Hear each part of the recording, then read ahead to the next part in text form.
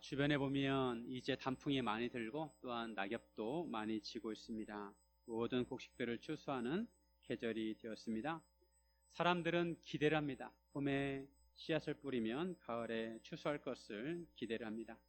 자기가 하는 일에 대해서 기대를 합니다. 어떤 일이든 자기 기대에 부합되기를 원합니다.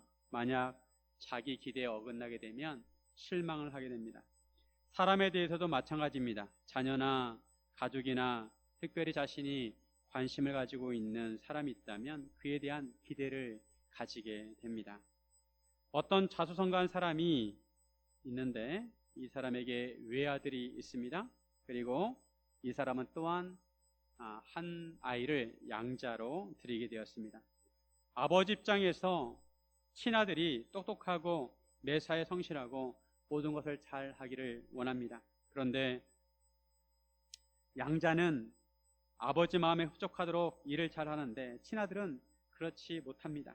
이때 친아들을 바라보는 아버지의 마음이 어떨까요? 매우 안타까울 것입니다.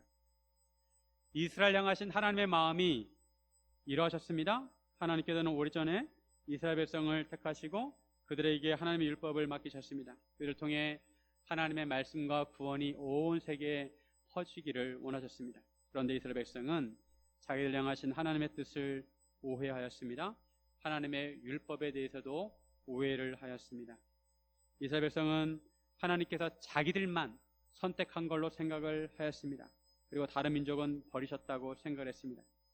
이스라엘 백성은 하나님께서 보내신 예수님도 알아보지 못했습니다.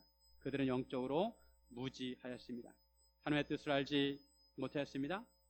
요즘도 사람들이 영적으로 무지합니다. 인생에 대해서 자기 의무대로 생각하고 자기 의무대로 살아갑니다. 인간의 영혼과 구원에 대해서도 자기 의무대로 생각하고 자기 의무대로 살아갑니다. 그러면 우리는 어떨까요? 우리는 얼마나 하나님의 뜻을 제대로 알고 있을까요?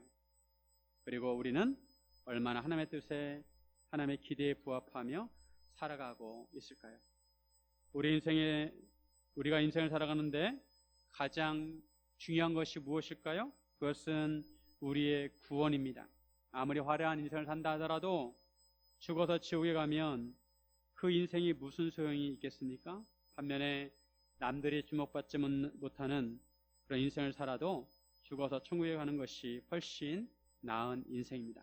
우리 인생이 의미 있는 인생이 되려면 구원받는 인생이 되어야 합니다. 이런 의미에서 우리가 구원의 길을 가려면 어떻게 해야 하는지 함께 나누기를 원합니다. 첫째, 올바른 지식을 가져야 합니다. 우리가 구원에 이르려면 복음에 대해서 올바른 지식을 가지고 있어야 합니다. 열심도 중요하지만 올바른 지식이 없는 열심은 오히려 해로울 수 있습니다.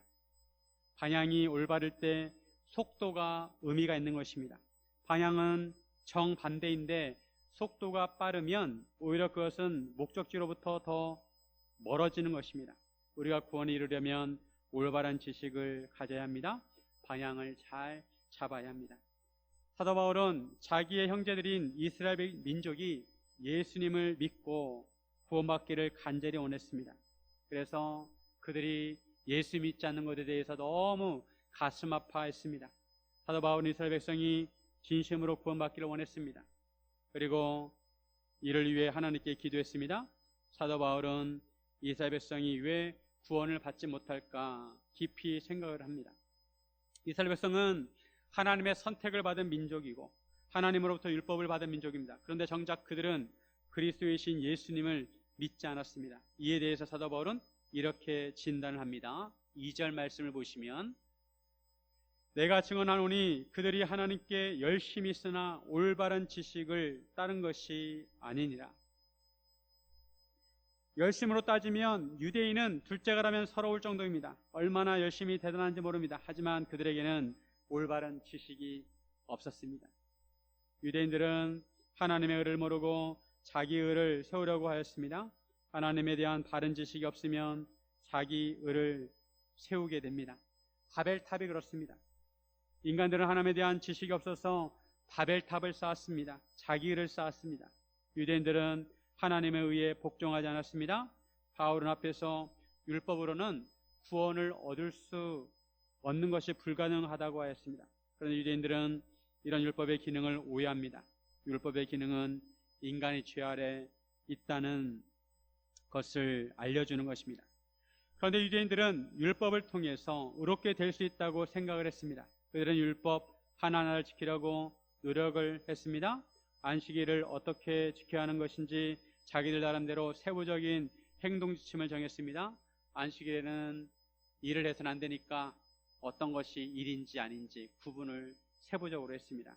불을 피우는 것도 일이니까 불을 피워서는 안 되고, 음식을 차리는 것도, 음식 요리라는 것도 일이니까 요리도 해서는 안 되고, 그리고 2km 이상 걸으면 안 된다고 정해놓고, 안식일에 이런 사항들을 지키며 살았습니다. 유대인들은 안식일을 철저히 지킨다고 자기들 나름대로 열심히 율법을 지켰습니다. 하지만 이러한 유대인들의 노력은 물거품이었습니다. 하나님의 관점에서 그렇게 해서는 의로울 수가 없습니다. 율법을 통해서는 의로울 수가 없습니다. 그래서 하나님께서는 새로운 의를 보내주셨습니다. 그것은 믿음의 의입니다. 그리스도는 모든 믿는 자에게 의를 이루기 위해서 율법의 마침이 되셨습니다. 마침이란 목표, 끝이란 뜻입니다.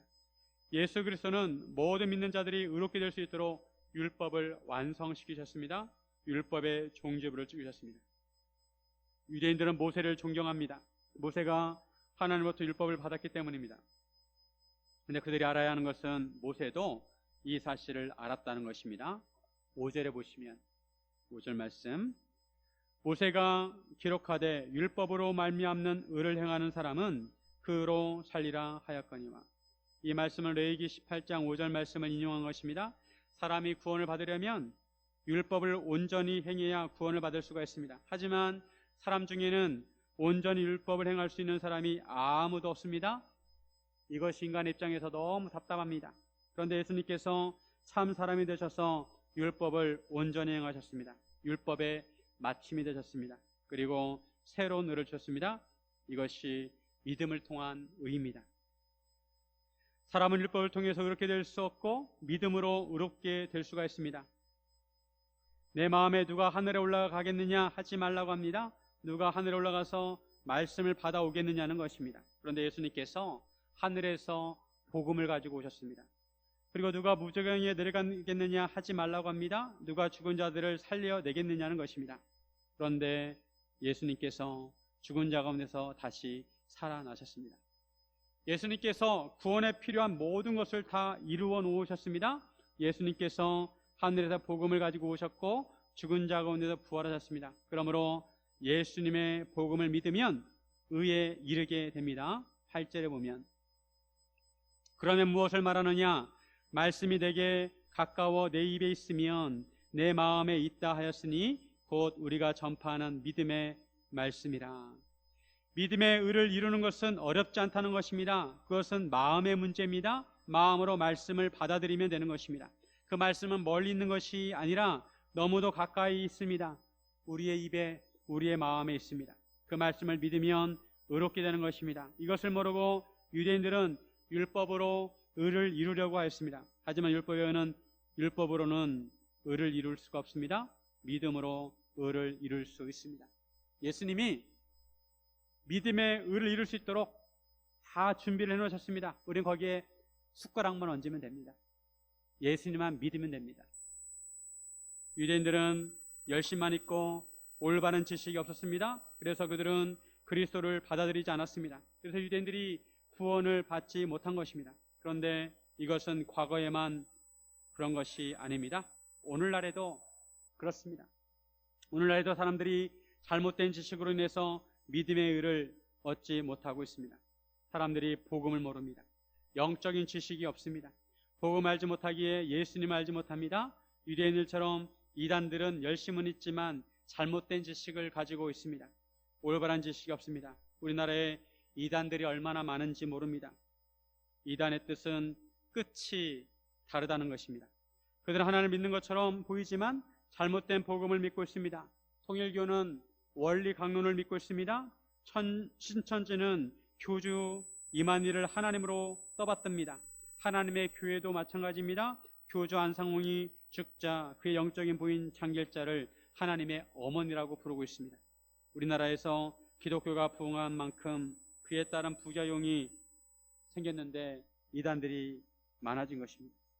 우리는 무엇이 영적으로 올바른 지식인지 분별할 수 있어야 합니다. 이단들이 얼마나 열심히 대단한지 모릅니다. 신천지가 코로나로 노출되게 되었는데 여전히 활개를 치고 있고 해마다 전국적으로 대규모 집회를 열고 있습니다. 보란듯이 활동을 하고 있습니다. 정통교회에서 열심을 내야 하는데 오히려 이단들이 열심히 활동을 하고 있습니다. 하지만 이단들은 열심히 있지만 올바른 지식이 없습니다. 그러기에 그들은 유대인들처럼 구원을 받지 못합니다. 여호와의 증인은 교통사고가 나서 수술을 받아야 하는데 수혈을 받기를 거부합니다. 다른 사람의 피를 받을 수 없다는 것입니다. 이런 경우 수혈을 받는 것이 성경적으로 옳은 것인지 아니면 그런 것인지 분별할 수 있어야 합니다. 성경적 지식이 있어야 합니다. 올바른 지식, 올바른 복음을 알아야 합니다. 우리는 복음을 하는데 열심을 내야 합니다. 성경 말씀을 이해하는데 열심을 내야 합니다. 정통교회에서 아무리 오랜 신앙생활을 했어도 이단들에게 넘어가는 것은 그만큼 올바른 지식이 없기 때문입니다. 우리는 그저 적당히 알아서는 안 됩니다. 이단이 잘못된 말을 하면 그것을 분별할 수 있어야 합니다. 성경 지식이 있어야 합니다. 우리에게 주어진 성경 말씀은 예수님께서 주신 말씀입니다. 이번 주부터 내년 남제자 훈련생을 모집하려고 합니다. 제자 훈련을 하는 이유가 바로 여기에 있습니다. 적어도 무엇이 바른 진리인지, 무엇이 영적으로 올바른 지식인지 알아야 합니다. 성경 말씀에 어떻게 말씀하고 있는지 알아야 합니다. 제자 훈련하면 어느 정도 성경 말씀을 이해하고 이단들을 분별할 수 있는 지식을 얻을 수가 있습니다. 올바른 말씀과 지식을 얻을 수가 있습니다. 사랑하는 성도 여러분, 올바른 복음과 올바른 지식을 가지시기를 주님의 이름으로 축원드립니다. 둘째, 예수님을 주로 시인해야 합니다. 시인한다는 것은 인정한다는 것입니다. 고개를 끄덕이는 것입니다. 우리가 구원을 받으려면 예수님을 우리의 구원자로 시인해야 합니다. 우리의 입술로 언제 어디서나 예수님이 우리의 구원자라고 고백해야 합니다. 9절 말씀에 보면 우리 같이 한번 읽어볼까요? 내가 만일 내 입으로 예수를 주로 시인하며 또 하나님께서 그를 죽은 자 가운데서 살리신 것을 내 마음에 믿으면 구원을 받으리라. 우리가 어떻게 해야 구원을 받습니까? 입으로 예수님을 시인하고 또 하나님께서 그를 죽은 자 가운데 살리신 것을 마음에 믿으면 구원을 받습니다. 순서로 보면 마음으로 믿어야 입으로 시인할 수 있습니다. 그런데 마음으로 믿는 것과 입으로 시인한 것은 동전의 양면입니다. 하나입니다. 믿는 사람이 시인할 수 있고 시인한 사람이 믿는 것입니다. 우리 예수님을 주로 시인해야 합니다. 예수님을 우리의 구원자로 인정해야 합니다. 여기서 주는 헬라어로 퀴리오스입니다. 퀴리오스. 구약 성경은 히브리어로 기록이 되어 있는데 히브리어로 된 구약 성경을 헬라어로 번역한 성경이 있습니다. 그 헬라어 구약 성경에 보면 하나님을 뭐라고 번역을 하였느냐? 퀴리오스로 번역을 했습니다. 즉 헬라어로 퀴리오스라고 하면 그것은 하나님이란 뜻입니다. 그래서 예수님을 주님 퀴리오스라고 부르는 것은 예수님을 하나님이라고 시인하는 것입니다. 우리 예수님께서 어떤 분이신지 제대로 알아야 합니다. 예수님을 한마디로 정의하면 예수님은 참 하나님이시고 참 사람이십니다. 하나님이시기도 하시고 사람이기도 하십니다. 신성과 인성을 함께 가지고 계십니다. 만약 둘 중에 하나를 부정한다면 그 사람은 이단이 되는 것입니다. 하나님이시지만 사람이 아니라고 주장을 한다면 그 사람은 이단입니다. 이런 이단은 가연설이라고 합니다. 예수님이 실제로 사람이 된 것이 아니라 사람처럼 보이셨다는 것입니다. 하지만 예수님은 우리와 똑같이 살과 뼈를 가지고 오셨습니다. 반면에 예수님이 하나님이 아니라 사람이라고 주장하는 이단이 있습니다. 양자설이 해당이 됩니다. 하나님께서 사람들 중에 하나를 선택해서 그 자를 하나님의 아들로 삼으셨다는 이단입니다. 예수님은 영원부터 하나님이셨습니다. 예수님은 참 하나님이시고 참 사람이십니다. 우리는 예수님께서 참 하나님이심을 시인해야 합니다. 예수님은 주님이십니다. 이것을 인정해야 합니다. 그리고 구원을 받으려면 우리는 예수님의 사역을 믿어야 합니다. 예수님께서 우리의 구원을 위해서 어떤 사역을 하셨습니까? 예수님은 우리의 죄를 짊어지시고 십자가에 달려 돌아가셨습니다. 그리고 돌아가신 지 3일 만에 죽은 자 가운데서 다시 살아나셨습니다. 십자가 부활이 예수님의 핵심 사역입니다. 예수님은 우리의 죄 문제를 해결하시려고 십자가에서 돌아가셨고 우리에게 참 생명을 주시려고 부활하셨습니다.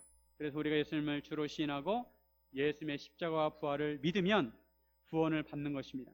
사람이 마음으로 믿어 의에 이르고 입으로 시인하여 구원에 이르게 됩니다. 오늘은 세례 입교식이 있습니다. 세례 입교식은 하나님과 성도들 앞에서 신앙을 고백하는 것입니다. 나는 예수님을 믿습니다. 나는 예수님이 나의 구원자이심을 믿습니다. 이렇게 고백하는 것입니다. 예수님은 우리에게 믿음의 의를 선물로 주셨습니다. 예수를 믿으면 의롭게 되고 그 의를 통해서 구원을 받는 것입니다.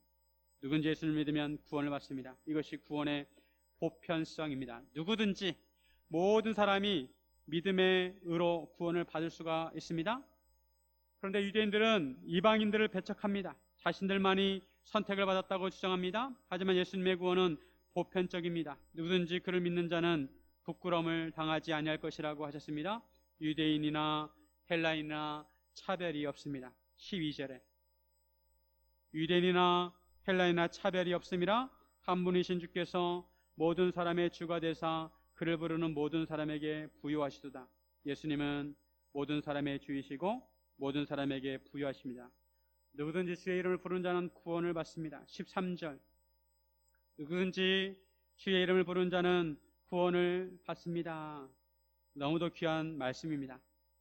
누구든지 예수님을 향해서 예수님, 나의 주님 부르면 그 사람은 구원을 받는다는 것입니다. 예수님의 복음은 편파적이지 않습니다. 누구든지 모든 사람에게 해당이 됩니다. 누구든지 예수님을 믿겠다고 하면 그 사람에게 구원의 은혜가 임하게 됩니다. 이 말씀은 이미 요엘 선지자를 통해서 주신 말씀입니다. 요엘 2장 32절에 누구든지 여호와의 이름을 부르는 자는 구원을 얻으리니 이는 나 여호와의 말대로 시온산과 예루살렘에서 피할 자가 있을 것이며 남은 자 중에 나 여호와의 부름을 받을 자가 있을 것이니라. 누구든지 여호와의 이름을 부르는 자는 구원을 받습니다. 누구든지에는 모든 사람이 포함이 됩니다. 유대인이나 헬라인이나 부자나 가난한 자나 지식이 많은 자나 적은 사람이나 한국 사람이나 미국 사람이나 아프리카 사람이나 어른이나 아이라도 누군지 예수님의 이름을 부르면 구원을 받습니다. 심지어 흉악한 범죄자도 예수님의 이름을 부르면 구원을 받을 수 있습니다. 예수님을 마음으로 믿고 입으로 시인하면 구원을 받을 수 있습니다. 이에 대해서 편견과 선입관을 가지면 안 됩니다. 초대교회 때는 노예제도가 있었습니다.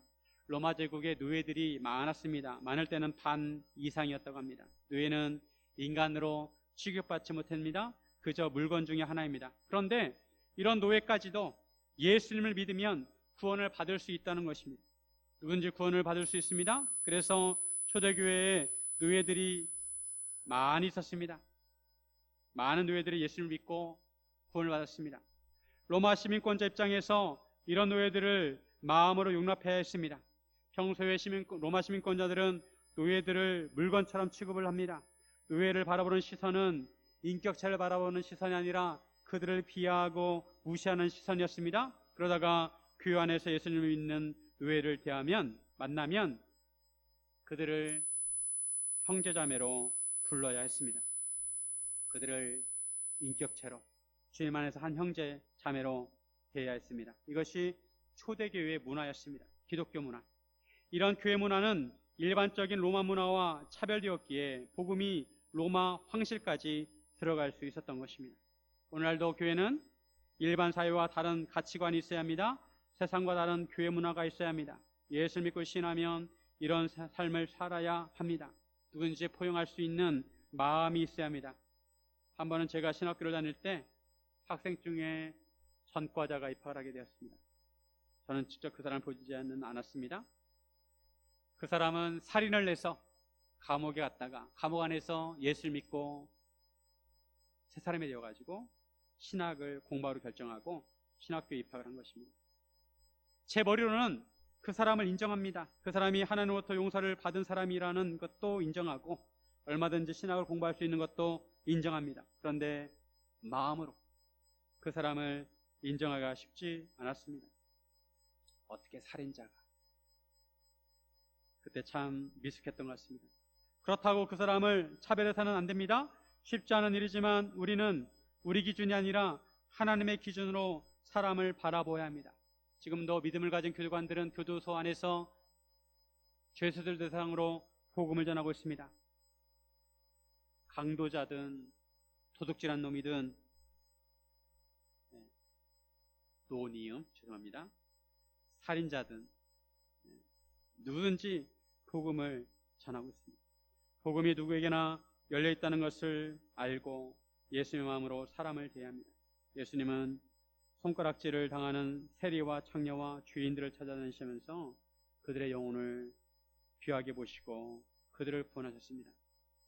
한편 초대교회 때 노예 입장에서는 예수를 믿는다면 언제어디서나 예수님을 구주로 고백해야 했습니다. 예수를 믿지 않는 주인은 노예를 인격체로 인정하지 않습니다. 그래서 함부로 대합니다. 노예는 주인이 시키는 대로 일을 해야 합니다. 노예에게는 자기 생각이 없습니다. 주인의 뜻과 생각대로 따라야 합니다. 노예의 생각은 존중받지 못합니다. 그럼에도 만약 믿지 않는 주인이 너가 예수를 믿느냐 물으면 그 순간에 노예는 나는 예수를 믿습니다 고백을 해야 한다는 것입니다. 예수를 믿는다면 예수님을 구주로 시인해야 한다는 것입니다. 어떤 상황에서도 언제 어디서나 예수님을 고백해야 합니다. 평화로울 때나 생명의 위협을 받을 때도 예수님을 고백해야 합니다. 예수님께서도 이것을 우리에게 바라십니다. 마태복음 10장 32절과 33절을 보시면 누군지 사람 앞에서 나를 시인하면 나도 하늘에 계신 내 아버지 앞에서 그를 시인할 것이요 누군지 사람 앞에서 나를 부인하면 나도 하늘에 계신 내 아버지 앞에서 그를 부인하리라. 우리는 항상 하는 예수님을 시인해야 합니다. 누군가 나에게 당신은 예수님 믿습니까? 물어보면 하늘에 계신 하나님을 바라보면서 하나님 앞에서 고백해야 합니다. 나는 예수님을 믿습니다. 사랑하는 성도 여러분, 예수님을 항상 시인하기를 주님의 이름으로 축원드립니다. 셋째, 복음의 전도체가 되어야 합니다. 전기가 통하는 물체를 도체라고 합니다. 전기가 안 통하면 부도체, 전기가 절반만 통하면 반도체, 그리고 전기가 잘 통하면 전도체, 전기가 아주 잘 통하면 초전도체라고 합니다. 얼마 전에 우리나라 연구팀이 전도체를 만들었다고 해서 화제가 된 적이 있습니다. 세계에서도 주목을 많이 받았는데 대체적으로 부정적인 반응을 보였습니다. 전도체 물질을 만들 수 있으면 전기저항을 많이 줄일 수 있어서 경제적인 효과를 많이 얻을 수 있다고 합니다. 초전도체는 전기가 아주 통합니다. 이런 의미에서 우리는 복음의 초전도체가 되어야 합니다. 우리가 부도체가 돼가지고 나한테 복음이 들어오면 복음이 전달되지 않으면 안 되고 내가 전도체가 되어서 나한테 복음이 들어오면 나를 통해서 복음이 전해져야 합니다. 이것이 복음의 전도체가 되는 것입니다. 우리가 예수님을 믿게 된 과정을 되짚어보면 우리는 누군가로부터 복음을 들었습니다. 복음을 듣고 예수님을 믿었습니다. 우리 중에는 모태신앙도 있을 것입니다. 엄마 뱃속에서부터 예수 믿는 분도 계실 것입니다. 엄마 뱃속에서부터 교회를 나온 사람은 유아 세례를 받았을 것입니다. 하지만 나중에 스스로 고백할 수 있을 나이가 되면 입교를 받아야 합니다. 우리는 우리 스스로 깨달아서 복음을 알게 된 것이 아니고 우리 스스로 깨달아서 예수님을 믿게 된 것이 아니고 우리는 누군가로부터 복음을 전해들었습니다. 그리고 그 누군가는 또 다른 사람으로부터 복음을 들은 것입니다. 이런 방법은 하나님께서 정하신 것입니다. 하나님께서는 전도에 미련한 것으로 구원하기를 기뻐하셨습니다. 예수님께서 복음을 전하기 위해서 사역 초기부터 12제자를 부르시고 그들을 훈련시키셨습니다. 그리고 그들을 사도로 세우셔서 세상의 복음을 전파하도록 하셨습니다. 땅까지 증인이 되라고 하셨습니다. 이런 예수님의 명령을 받은 제자들은 그들의 생명을 바쳐 땅까지 복음을 전파하였습니다. 그 당시에 세상 끝이라고 할 수 있는 스페인까지 가서 복음을 전하였고 또 인도까지 가서 복음을 전했습니다. 스페인에 가면 산티아고 순례길이 유명합니다. 그곳에는 제자 중에 12제자 중에 처음으로 순교를 당한 야고보의 유물이 있습니다. 유해가 있습니다. 그래서 그것을 기념하기 위해서 사람들이 800km에 달하는 순례길을 걷는다고 합니다. 도마는 인도까지 가서 복음을 전하면서 순교를 당하였습니다. 이처럼 사도를 통해 복음이 퍼져나갔습니다. 바로 예수님이 가르쳐 주신 방법입니다. 입으로, 사람들의 입으로, 전도로 복음은 퍼져나갔습니다. 예루살렘과 온 유대와 사마리아와 땅까지 퍼져나갔습니다. 그리고 사도 바울은 1차, 2차, 3차 선교행을 통해서 소아시아와 로마와 유럽과 지금의 그리스, 터키 지방에 복음을 전파했습니다. 이렇게 퍼져나가는 복음이 유럽으로, 그리고 영국으로, 그리고 미국으로, 그리고 우리나라로 전문해지게 된 것입니다. 복음이 우리나라에 들어오기까지 약 1800년이 걸렸습니다. 아직도 복음이 전파되지 않는 나라와 민족들이 있습니다. 복음이 전파되려면 누군가는 복음을 전해야 합니다. 14절과 15절에 보시면 그런즉 그들이 믿지 아니하는 이를 어찌 부르리요 듣지도 못한 이를 어찌 믿으리요 전파하는 자가 없이 어찌 들으리요 보내심을 받지 아니하였으면 어찌 전파하리요 기록된 바 아름답도다 좋은 소식을 전한 자들의 발이여 함과 같으니라. 이것이 복음이 전파되는 과정입니다. 누군가는 보내심을 받아야 하고 누군가는 전파해야 하고 누군가 그 전파된 복음을 듣고 예수님을 믿게 됩니다. 그리고 예수님을 믿게 되면 예수님의 이름을 부르는 것입니다. 우리가 예수님의 이름을 부르기까지 여러 가지 이러한 과정들을 단계들을 거쳤습니다. 이것이 우리가 예수님을 믿게 된 과정입니다. 누군가는 복음을 전해 주었기에 우리가 예수님을 믿게 된 것입니다. 우리가 그냥 들은 것이 아닙니다. 그냥 믿은 게 아니고 누군가로부터 전해 들었기에 우리가 예수님을 믿은 것입니다. 이것이 우리가 복음을 듣고 예수를 믿게 된 과정입니다. 지금도 이런 과정을 통해서 복음이 전해지고 구원의 역사가 일어나고 있습니다. 그런데 문제는 복음을 듣고도 순종하지 않는 사람이 있다는 것입니다. 그 사람들이 유대인입니다. 그래서 짚고 넘어가는 문제는 유대인들이 그럼 과연 복음을 듣지 못했느냐는 것입니다. 그렇지 않다고 말씀합니다. 그 소리는 온 땅에 퍼졌고 그 말씀이 땅 끝까지 이뤘다고 말씀합니다. 사도바울은 가는 곳마다 회당에서 맨 먼저 복음을 전했습니다. 유대인들이 가장 먼저 복음을 전했습니다. 그렇다면 이스라엘이 알지 못해서 예수를 믿지 않았느냐고 합니다. 그런데 그것도 아니라고 합니다. 모세가 말하기를 하나님께서 백성 아닌 자로서 유대인을 시기하게 하며 미련한 백성으로서 너희를 노엽게 할 것이라고 합니다. 하나님께서 이방인을 통해서 유대인을 시기하게 하신다는 것입니다. 이사야도 예언을 했습니다. 하나님께서 하나님을 찾지 아니한 자들에게 찾는 바가 되고 하나님께 묻지 아니한 자들에게 나타나셨다고 합니다. 이스라엘 백성들, 유대인들도 복음을 알고 들었다는 것입니다. 유대인들은 알고도 하나님께 순종하지 않았습니다. 그럼에도 하나님께서 이스라엘 백성에게 종일 하나님의 손을 벌리시고 그들이 돌아오기를 기다리고 계신다는 것입니다. 유대인들은 복음의 부도체였습니다. 복음을 듣고도 귀를 막고 믿지 않았습니다. 그들은 예수님을 인정하지 않았습니다.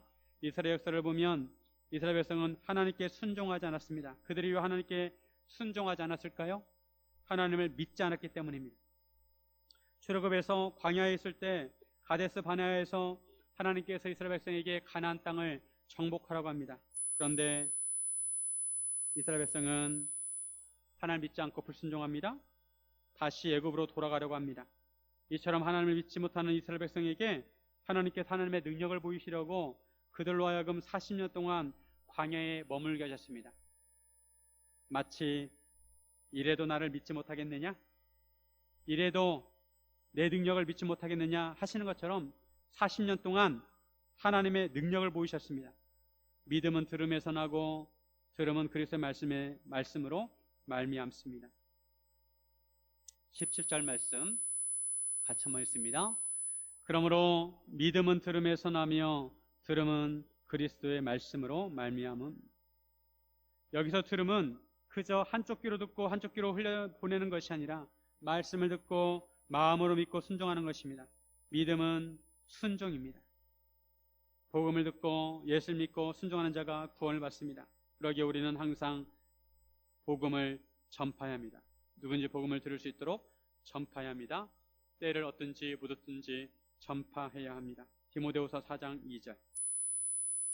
너는 말씀을 전파하라. 때를 얻든지 못 얻든지 항상 힘쓰라. 범사에 오래 참음과 가르침으로 경책하며 경계하며 권하라. 복음을 못 들어서 구원을 받지 못하는 사람이 없도록 복음을 전하라는 것입니다. 누구든지 복음을 들을 수 있도록 복음을 전하는 것이 우리의 사명입니다. 내년 2024년 9월 22일부터 28일까지 송도에서 로잔 대회가 있습니다. 정식 명칭은 세계복음화 국제대회입니다. 세계복음주의에서 함께 모여가지고 세계복음화와 선교를 위해서 함께 협의하고 기도하는 대회입니다. 1974년에 스위스 로잔에서 처음으로 열렸습니다. 그때 의장이 빌리 그레엄 목사님이셨습니다. 그리고 2차 모임은 1989년 필리핀 마닐라에서 모였고, 제3차 모임은 2010년 남아프리카 공화국 케이프타운에서 모였습니다. 그리고 이제 제4차 모임이 바로 내년 송도에서 열리게 됩니다.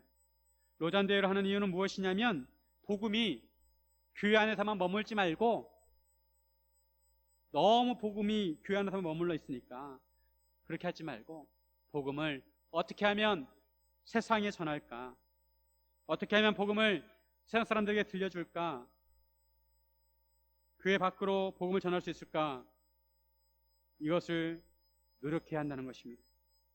우리가 말로도 부전히 복음을 전해야 하지만 우리의 삶을 통해서도 복음을 전해야 합니다. 우리의 직장에서도 밖에서도 복음을 전해야 합니다. 그러려면 우리가 복음의 전도자가 되어야 합니다. 다른 사람들은 예수님을 보지 못합니다. 예수님은 지금 하나님 우편에 계십니다. 그러면 다른 사람들은 누구를 보느냐? 예수 믿는 우리를 보는 것입니다. 그러므로 우리는 세상 사람들이 예수님을 볼 수 있도록 창문의 역할을 해야 합니다. 세상 사람들이 우리를 볼 때 예수님을 볼 수 있도록 해야 하는 것입니다. 우리의 말과 행동에서, 우리의 삶에서 예수님의 모습을 볼 수 있어야 합니다. 우리가 전도지가 되어야 하고 복음의 전도체가 되어야 합니다. 누구든지 복음을 듣고 볼 수 있도록, 나는 복음의 부도체인가? 나는 복음의 반도체인가? 나는 복음의 전도체인가? 복음의 전도체가 되시기 바랍니다. 가끔 하늘에서 비 내림 현상을 보게 됩니다. 구름 사이로 빗줄기가 환하게 내려 뻗는 것을 보면 얼마나 멋지고 신비스러운지 모릅니다. 우리는 복음의 빗줄기를 비추어야 합니다. 그래서 사람들로 하여금 하늘을 보게 해야 합니다. 누군지 보고 예수를 믿을 수 있도록 해야 합니다. 청소하시는 분들도, 병원에서 일하시는 분들도, 서구청에서 일하시는 분들도, 우리 주변의 이웃도, 우리 가족에 있는 사람들도 누구든지 복음을 듣고 예수를 믿도록 해야 하는 것입니다. 그런데 여러분, 누구든지 복음을 들을 수 있도록 우리가 살아있는 복음의 전도지가 되기를 주님의 이름으로 축원드립니다.